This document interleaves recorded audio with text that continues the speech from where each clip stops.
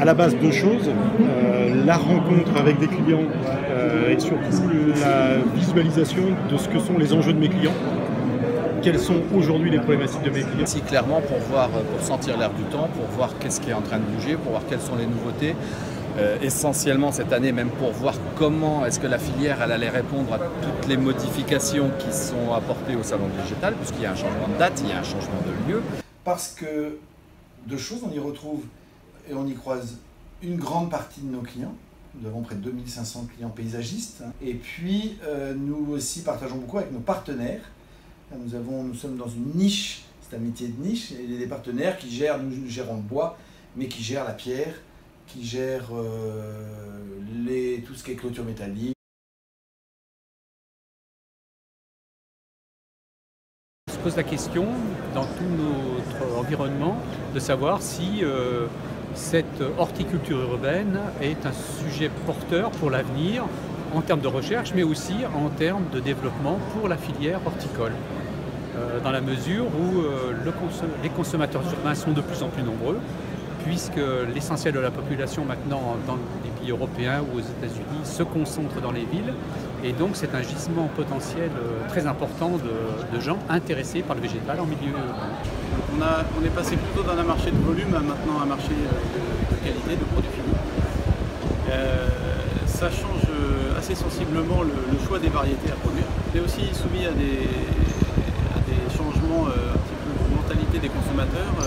Le jardinage c'est une activité de loisir et les tendances aujourd'hui c'est quand même qu'il faut s'adapter à ne plus utiliser de produits phytosanitaires.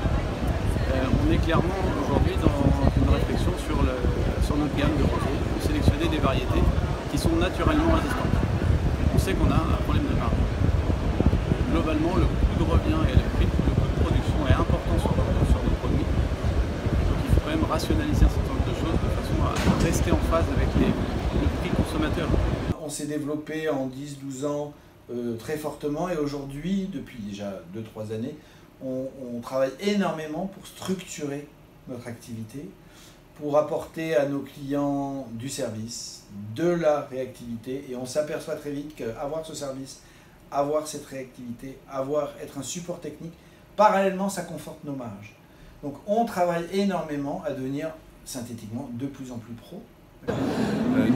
Nous, il nous reste aujourd'hui à résoudre cette question-là. Pourquoi est-ce qu'on parle autant de végétal dans cette société et que au final, notre filière en profite aussi. À l'heure actuelle, on a l'impression que une grande part des consommateurs potentiels de produits végétaux ne sont pas concernés par nos filières. Notamment, je pense aux jeunes qui se détournent du végétal pour différentes raisons qu'on ignore pour l'instant et qu'on aimerait justement étudier d'un point de vue plus approfondi. On essaie de se mettre à leur place, de comprendre leurs contraintes. La filière s'interroge vraiment sur cette volonté. Est-ce que réellement il y a une volonté de verdir notre cadre de vie et si oui, comment? On ne s'est pas suffisamment interrogé sur l'évolution des attentes du consommateur. Aujourd'hui, il y a des spécialistes qui ont pris ça en compte, il y a des professionnels qui viennent d'autres filières, d'autres horizons, comme vous, qui ont pris ça en compte et qui nous aident à mieux y répondre.